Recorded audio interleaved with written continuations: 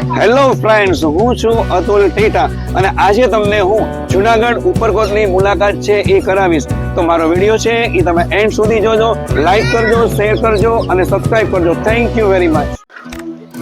ઉપરકોટની અંદર આપણે જેવા એન્ટર થાય છે તો આપણને હનુમાનજીનું મંદિર છે એ જોવા મળે છે. તો આપણે હનુમાનજીના મંદિરના દર્શન કરી અને આગળ વધશું. અને હનુમાનજીના મંદિરના દર્શન કરી આગળ વધતા જ ગણેશ ભગવાનની પ્રતિમા છે. આપણે આજે જોઈ રહ્યા છો એ તમને દેખાય છે, જેને આપણે કહેશું તોરણ ગેટ તરીકે એને ઓળખવામાં આવે છે. તમને ઉપરની તરફ નજર કરશો તો તમને તોરણ જેવો છે એ આકાર છે એ દેખાશે.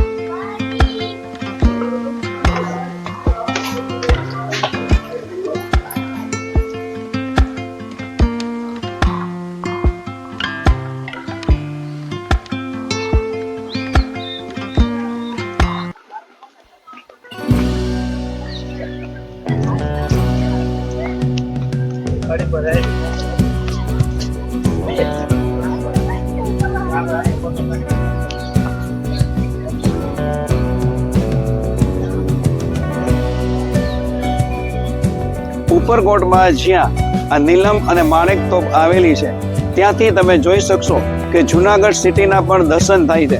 જુનાગઢ સિટી આપણને જોતા ખૂબ જ આહલાદક છે એ લાગે છે અને આપ જોઈ શકો છો કે જુનાગઢ સિટી છે એ ખૂબ જ સુંદર છે અને આ જુનાગઢ સિટીને આપણે એક પવિત્ર ધામ તરીકે ઓળખશું, કારણ કે એ સંતોની ભૂમિ છે.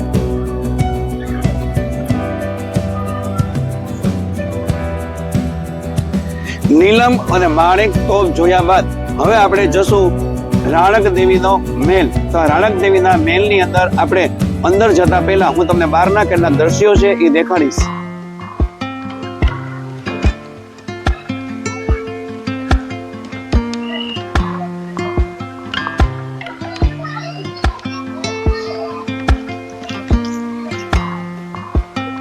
ઉપરકોટની અંદર સૌથી જો કોઈ મહત્વનું અને જોવાલાયક કોઈ સ્થળ હોય તો એ છે રાણક દેવીનો મહેલ. તો હું તમને રાણક દેવીના મહેલની કેટલીક તસવીરો છે એ હું તમને દેખાડીશ.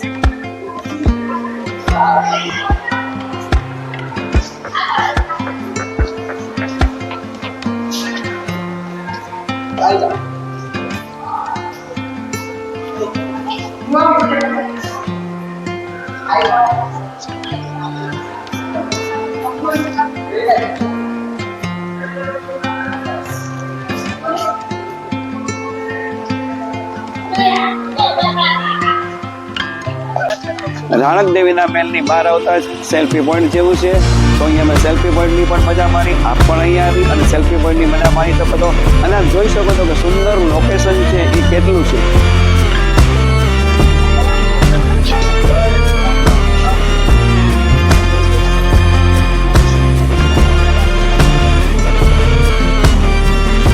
હેલો ફ્રેન્ડ્સ, ઉપરકોટ આવી અને સાયકલની પણ મજા માણી શકો છો.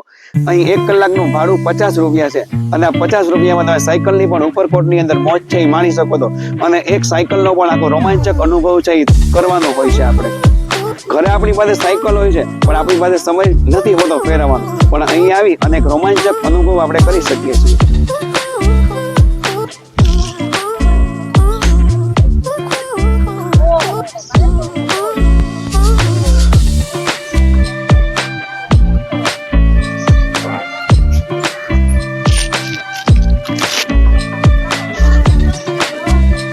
આપણે રેલવે સ્ટેશનની અંદર જંકશન છે એ સાંભળેલું હોય, રાજકોટ જંકશન, અમદાવાદ જંકશન, અને અહીં આવી ઉપરકોટની અંદર એક નવું જંકશન જોવા મળ્યું, ઉપરકોટ જંકશન.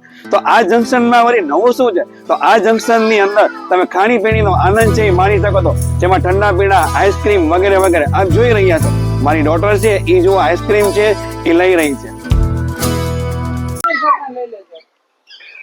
આ અડીકડી વાવ છે.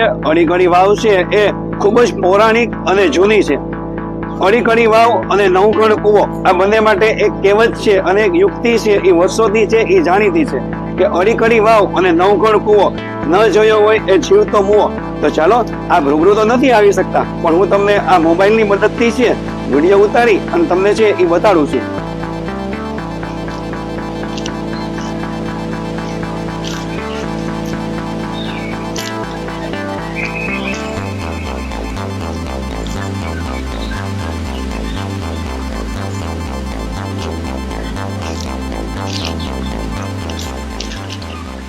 આપ જોઈ શકો છો કે એના પગથિયા, પછી બંને બાજુ તમે જે કોતરણી કામ અને નકશી કામ જુઓ છો, જે પથ્થરોથી છે એ કોતરાયેલું છે.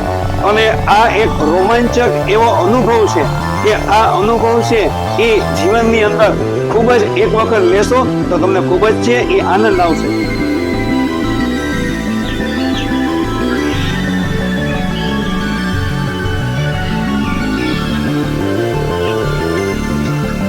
અડીકડી વાવની બહારના દ્રશ્યો આપ જોઈ શકો છો કે કેટલા સુંદર છે. અહીં તમે મસ્ત મજાનું શૂટિંગ તેમજ ફોટોગ્રાફી સરસ મજાની લઈ શકો છો.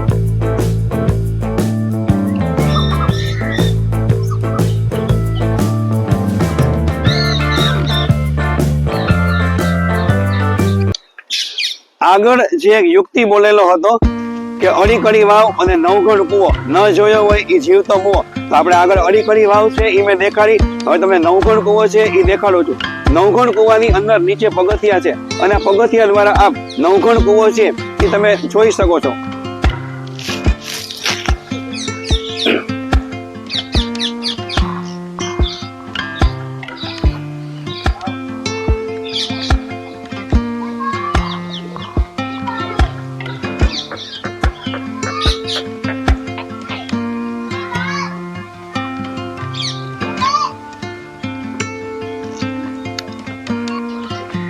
આ અનાજના ભંડારો છે. વર્ષો પહેલા પુરાતત્વ મુજબ અહીં છે એ અનાજ છે એ સાચવવામાં આવતું.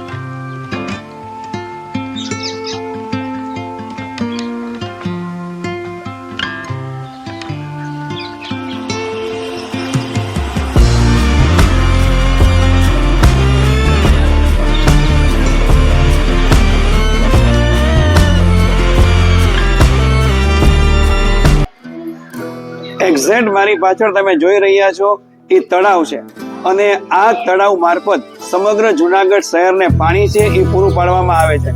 સૌપ્રથમ વિલિંગડન ડેમ અને હસનાપુર ડેમ છે એની અંદર પાણી છે એ હોય છે અને ત્યારબાદ ત્યાંથી આ તળાવની અંદર છે એ ઠાલવવામાં આવે છે અને આ તળાવની મદદથી એટલે કે અહીંયા પાઇપલાઇન છે એ પ્રમાણે ફિટ કરેલી છે અને જુનાગઢને અહીંથી પાણી છે એ પૂરું પાડવામાં આવે છે.